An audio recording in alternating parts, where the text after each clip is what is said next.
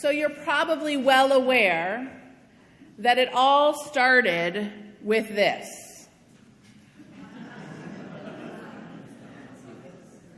Yep, a mostly red with green logo cup from Starbucks coffee.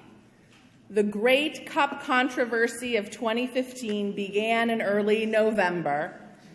It became known as Cupgate. I didn't make it up, I promise.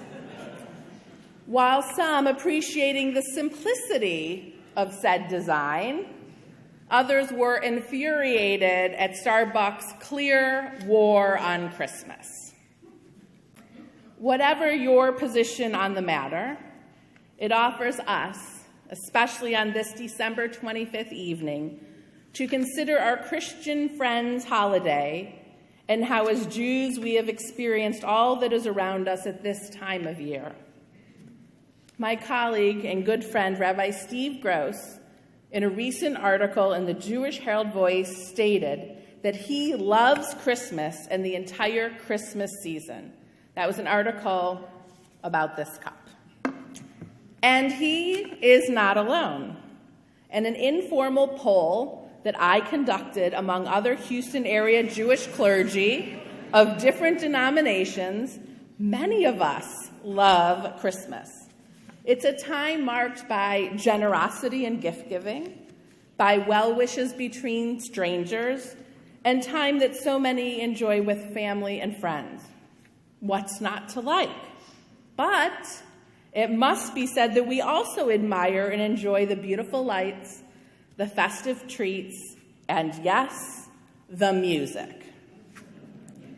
So while clearly the origins and core of the Christmas holiday is a religious celebration of the birth of Jesus, not something that we celebrate, Jews have for a really long time contributed meaningfully to the collection of Christmas music that we hear 24 hours a day, 7 days of the week, after Thanksgiving and up until now. White Christmas, Let It Snow, Santa Baby, I'll Be Home for Christmas, chestnuts roasting on an open fire, Silver Bells, Rudolph the Red-Nosed Reindeer, and those not mentioned that could fill an album were all written or in part created by Jews. So why were so many Christmas classics written by Jewish songwriters? According to writer Nate Bloom, any discussion of why must begin with a Jewish affinity for music. Hence, worthwhile article reminds us that the Bible is full of musical references. King David composing, the Hebrew slaves singing songs as they were marched out of Egypt, the blowing of the shofar, and so on. Later, during the Middle Ages and the early modern period, music was one of the relatively few fields in which European Jews could actually make a living. European Jews were prohibited from working in many professions for about 1,000 years, from 800 to about 1800, and they could not even own land in most Christian countries during this period. But they could work as musicians. Medieval and early modern Jewish musicians entertained both their co-religionists and non-Jews. They even enjoyed, in many regions, a certain degree of admiration for their skill among the non-Jewish population. Jews with musical talent, of course, could also be cantors in synagogues and composers of Jewish religious music. So while, as a general rule, Jews couldn't get jobs as court musicians or court composers for European aristocracy without converting to Christianity, they were usually permitted to be traveling musicians, making some kind of living playing for peasant weddings and the like. Then, starting in the 1880s, millions of European Jews seeking relief from religious persecution and economic deprivation came pouring out of Europe and into America's teeming cities. The mass migration of Jews to America coincided with a host of developments related to popular music. The mass production of pianos in the late 19th century meant that millions of American homes were anxious to hear new popular songs in the form of sheet music. And this was followed by the invention of the phonograph, records, radio, and talking pictures. During the same period, there was vaudeville musical theater in most American towns, and the modern Broadway musical was created. In short, a huge market for popular music developed in America after around 1880. No longer was a musician or composer's living dependent on a rich patron. If you were Irish Catholic, German Lutheran, or Polish Jewish, you could enter into the field if you wrote or sang or played a song that the public liked, and you could make a living doing it. Sometimes a very good living. Just as importantly, the music industry was one business where Jews didn't face overwhelming anti-Semitism. And so American Jews dove into American popular music, and about 3/4 of the most popular songwriters of the Great American Songbook period were Jewish.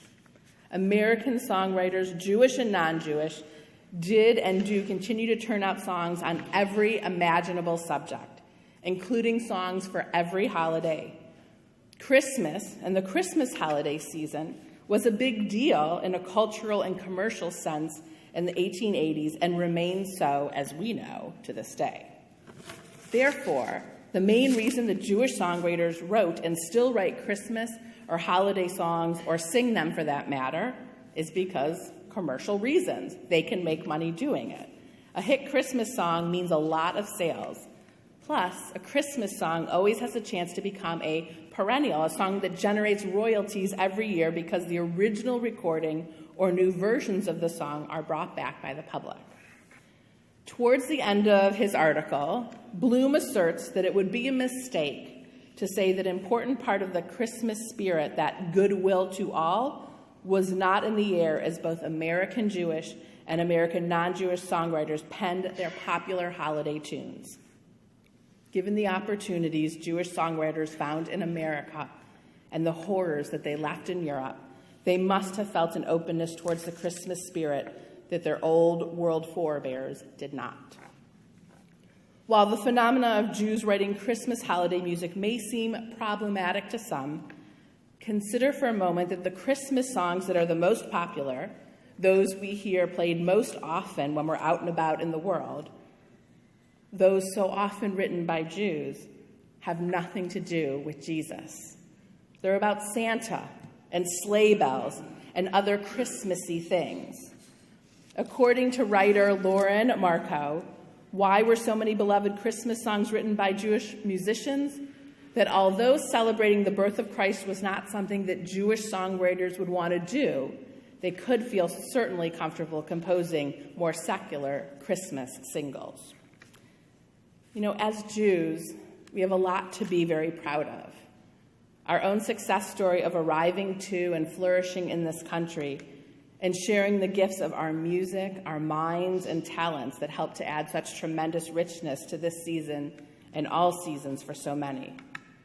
So on this Shabbat, with full rabbinic sanction, have at it. Load into the car and take a good look at those twinkling Christmas lights aglow in the neighborhoods while you cling to a steamy red and green cupped eggnog latte. But don't forget to turn up the radio and hear the Jewish composers' work alive and well and pervasive as part of this season of joy. Shabbat Shalom.